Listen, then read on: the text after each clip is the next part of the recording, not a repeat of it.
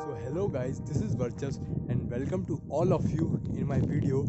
तो guys आज मैं आपको दिखाने वाला हूँ 02618 एर्नाकुलम हज़रत निज़ामुद्दीन मंगला लक्षद्वीप एक्सप्रेस, जिसका ट्रेन नंबर है 02618/02617।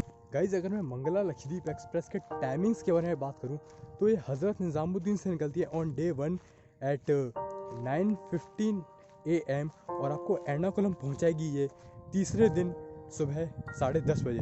और फिर ये एर्नाकुलम से चलती है 02617 एट 1:15 PM और आपको फिर से निज़ामुद्दीन ऑन थर्ड डे पहुंचाएगी वही 1:15 PM पर।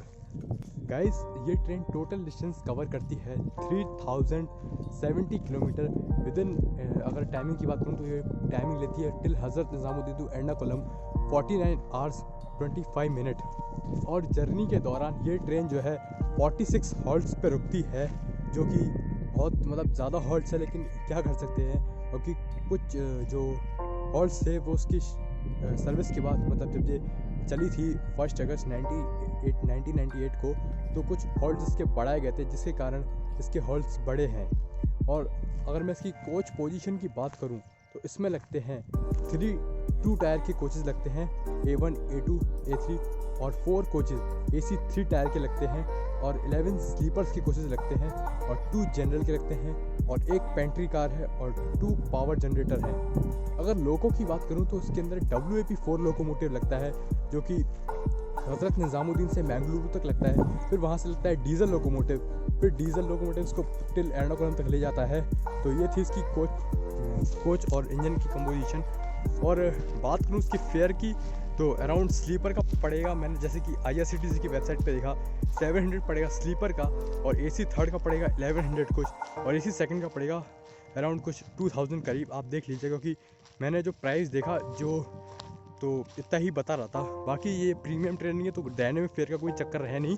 और बात करूँ अगर इस ट्रेन के रूट की बात करूँ तो ये ट्रेन एर्नाकुलम से चलकर पहुंचती है मैंगलुरु, फिर मैंगलुरु से मडगांव, रत्नागिरी, फिर ये ट्रेन पहुंचती है मुंबई। मुंबई में बेसिकली ये 3 हॉल्ट्स पर रुकती है, जिसमें से है चिंपोंगली, पनवेल और कल्याण। और फिर कल्याण से जो है ये ट्रेन सेंट्रल लाइन पे आ जाती है। तो सेंट्रल लाइन रेलवे का अपना वही रूट मनमाड, भुसावल, इटारसी, भोपाल, झांसी, आगरा, ग्वालियर, मथुरा होते हुए ये पहुंचती है ट्रेन हज़रत निज़ामुद्दीन। कहीं ज़्यादा देर नहीं है, कुछ ही ट्रेन में कुछ ही देर बाद ट्रेन यहाँ पर आने वाली है, क्योंकि झांसी से उसको डिपार्चर मिल चुका है। मैंने अभी NTES पे देखा है। और आप प्लीज़ वीडियो को लाइक ज़रूर कर दीजिएगा, चैनल सब्सक्राइब कर दीजिएगा। अगर वीडियो पसंद है तो उसको अपने फ्रेंड सर्कल के साथ शेयर कीजिएगा।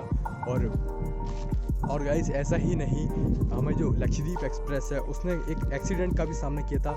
फरवरी 2013 में हुआ ये था जब लक्षद्वीप एक्सप्रेस जब नासिक के आगे वहाँ पहुँची इगतपुरी। तो इगतपुरी में हुआ ये जब ट्रेन ने सुबह 6:20 पर इगतपुरी यार्ड को पार किया, तो वहाँ पर हुआ ये यार्ड के आगे कि ट्रेन के 4 कोचेज़ जो हैं डीरेल हो गए थे, जिसके कारण मोर देन 30 पीपल्स जो हैं इंजर्ड हुए थे और 3 लोगों की डेथ हो चुकी थी। तो ये रीज़न क्या था ये तो मुझे भी नहीं पता, और ऑफिशियली भी कोई डिक्लेयर नहीं किया कि आखिर डीरेल क्यों हुई थी। ये अभी मे बी ये ट्रैक में कोई प्रॉब्लम हो सकती है या फिर क्रिस प्लेट टाइट नहीं हुई होगी, इस वजह से जो है ये ट्रेन डीरेल हुई होगी। अगर मैं इसकी स्पीड की बात करूँ तो उसकी जो ऑपरेटिंग स्पीड है, मींस एवरेज स्पीड कह लो, 63 kmph और मैक्सिमम परमिसिबल स्पीड है 110 kmph। तो गाइज ये थी कुछ ट्रेन की जानकारी। और अब मैं आपको दिखाता हूँ मंगला लक्षद्वीप एक्सप्रेस का एस्केप कैप्चर, जो कि होने वाला है बिजौली में। और बिजौली स्टेशन यहाँ से ज़्यादा दूर नहीं है, बिजौली स्टेशन वहाँ पर है और ट्रेन यहाँ से आएगी, मीन्स ट्रेन हज़रत निज़ामुद्दीन से आएगी तो इधर से आएगी और फिर वहाँ जाएगी वहाँ से एर्नाकुलम के लिए। और बिजौली स्टेशन वो है, छोटा स्टेशन है, ज़्यादा बड़ा स्टेशन नहीं है। और झांसी स्टेशन जैसे बताया था ज़्यादा दूर है नहीं, 10 किलोमीटर होगा यहाँ से। मैंने आपको लास्ट वीडियो में बताया था 7 या 10 किलोमीटर के अराउंड होगा। और अगर मेरी आवाज़ डिस्टर्ब हो रही हो हवा के कारण, तो अगर वॉइस आपकी क्लियर नहीं आ रही हो मेरी, तो उसके लिए माफ़ी चाहूँगा, क्योंकि यहाँ हवा चल रही है। और आप देखते हैं यार, यहाँ का नज़ारा देखिए आप।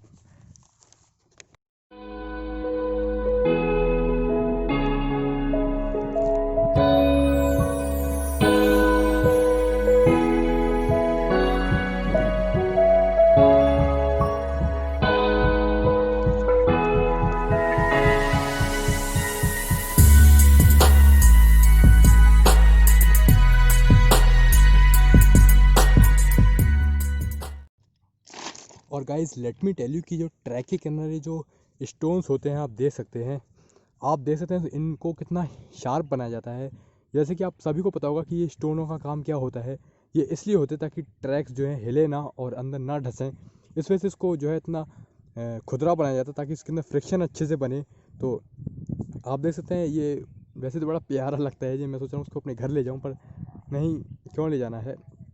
तो ये तो इसलिए जो है ये स्टोन इतने ज़्यादा शार्प होते हैं। और आप देख सकते हैं यहाँ पे हर एक स्टोन ऐसे ही है, काफ़ी शार्प है इसको फ्रिक्शन और बनाने के लिए, जैसा कि ये है। तो नॉर्मली अपन को जैसे हर मतलब नॉर्मली कहीं नहीं मिलते नहीं है ये पत्थर, आपको रेलवे ट्रैक के किनारे ही देखने को मिलते हैं, क्योंकि इनमें फ्रिक्शन अच्छा होता है और इससे जो है ट्रैक्स हिलती नहीं है और लॉन्ग टाइम तक जो है चलते हैं ये। गाइज आप लोगों ने कभी वंडर किया है कि ये जो ओएचई पोल पर ये जो वेट लटकाया जाता है, इसका रीज़न क्या होता है, मतलब इसके पीछे की साइंस क्या होती है?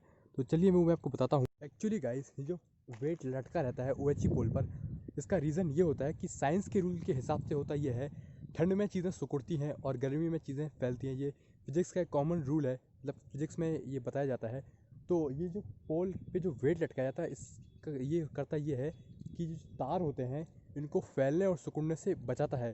क्योंकि अगर ऐसे ही रहा कि जो OHE वायर होते हैं इनमें 25,000 वोल्ट का करंट होता है, अगर ये मतलब ऐसी मौसम के हिसाब से फैल रहे हैं और सिकुड़ रहे हैं, अगर ऐसे होता रहा तो ये वायर एक टाइम बाद टूट सकते हैं या फिर ख़राब हो सकते हैं।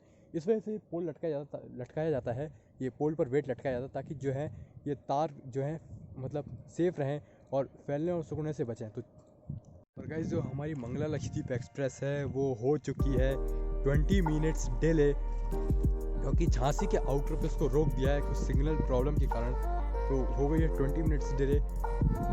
अगर मैं गाइस आपसे बात करूं कि मंगला लक्षद्वीप एक्सप्रेस में कौन से कोचेस लगते हैं, तो उसमें लगते हैं ICF कोचेस, क्योंकि अभी जो है इसको LHB नहीं किया गया है। और ये थोड़ी दुख की बात है, क्योंकि जो LHB कोचेस हैं वो more comfortable than ICF coaches.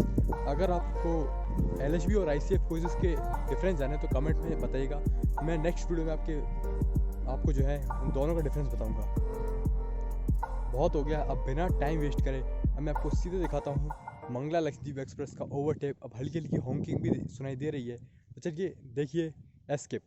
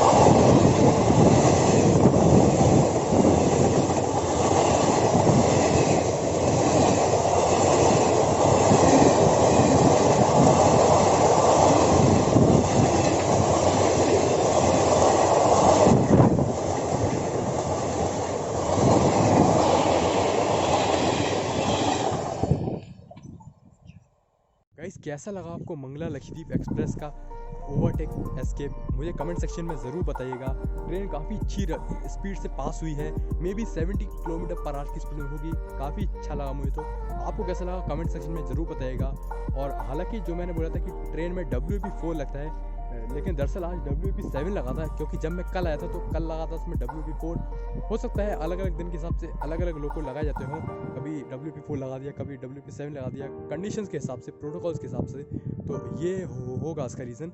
और वीडियो को लाइक कर दें, शेयर कर दें और चैनल को सब्सक्राइब करना ना भूलें। मैं मिलता हूँ आपको उसके नेक्स्ट वीडियो में, तब तक के लिए stay healthy, stay safe, bye.